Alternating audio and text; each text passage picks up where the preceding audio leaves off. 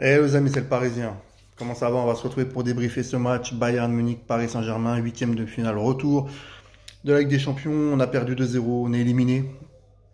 On est éliminé. Que retenir de ce match? Franchement, on a fait une bonne première mi-temps avec des occasions, notamment Vitinha, ballon sauvé sur la ligne par De Ligt. Deux actions au début de match d'Mbappé. Euh, franchement,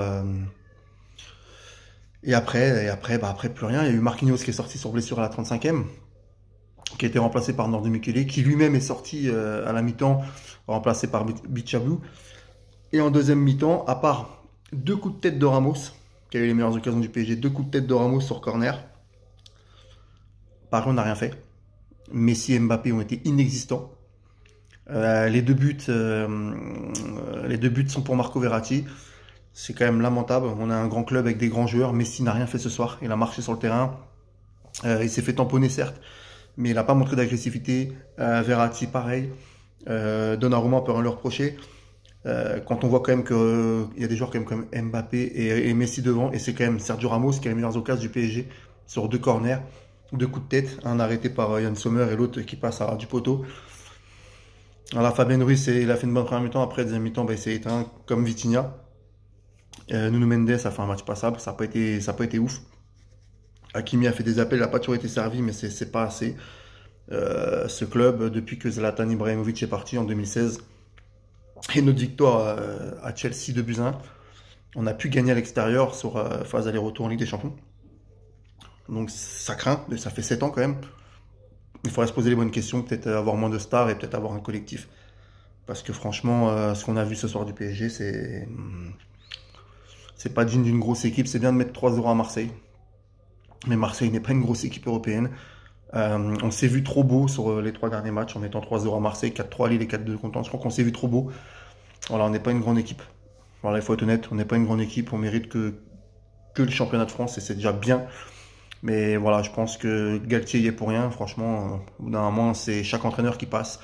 Chaque année, c'est la même histoire. Donc, c'est pas de la faute à Galtier, c'est les joueurs qui sont sur le terrain. Et si Verratti fait ses deux erreurs, même si le premier but, Bichabou, le de relancer loin et il veut jouer avec Verratti, Verratti veut dribbler, il se fait prendre le ballon à un endroit où normalement tu dois dégager. Et bah voilà, on se met en danger tout seul et on se prend un but bêtement tout seul. Et on se fait éliminer encore avec le manque d'envie, d'agressivité. Alors, chaque année, les joueurs ils parlent. Voilà, ils parlent, mais ils savent que parler. En fait, sur le terrain, ça agit pas et ça devient chiant. Bravo aux supporters du collectif Ultra Paris qui, eux, ont été présents, les ont entendus. Et qui, eux, malgré la grève, ont fait le déplacement pour repartir bredouille. Mais voilà, Mbappé, c'est là que tu aurais dû prendre tes responsabilités. On t'a pas vu du match. Franchement, Upamecano, t'as éteint. Messi, franchement, avec le respect que j'ai pour ce grand joueur, bah, tu n'as rien fait ce soir. Alors, les gens qui étaient contents que Neymar soit pas là, bah voilà, moi je pense que Neymar ce soir il aurait apporté plus que Messi et Mbappé parce que voilà, Neymar, c'est Neymar, il aime ces matchs-là. Dommage qu'il soit blessé, mais je pense que Neymar, s'il aurait été là, il aurait apporté plus. Alors on peut avoir des regrets, mais c'est chaque année pareil, chaque année la même chose en huitième de finale, car on se fait éliminer bêtement. Parce que chaque année, les joueurs se battent pas pour ce beau logo qu'on aime tant, nous les supporters. Et c'est lamentable. Pour moi, franchement, les hommes du match, je vais en mettre deux que j'ai beaucoup aimé. C'est Danilo Pereira qui a fait un match exceptionnel.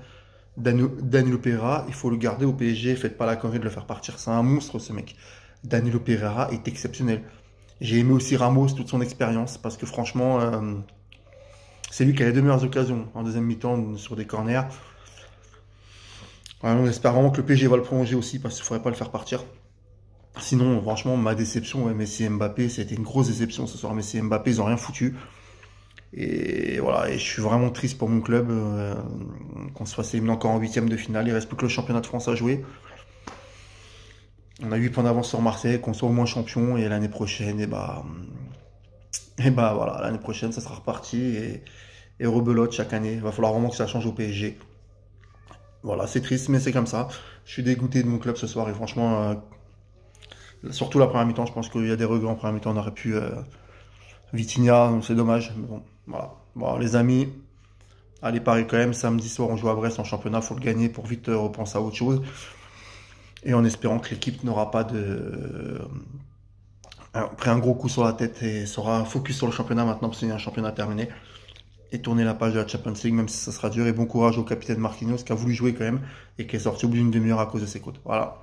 Et donc mes hommes du match, moi j'en mets deux, c'est Ramos et Danilo qui ont été pour moi ce soir excellents. Allez, salut les amis et allez Paris.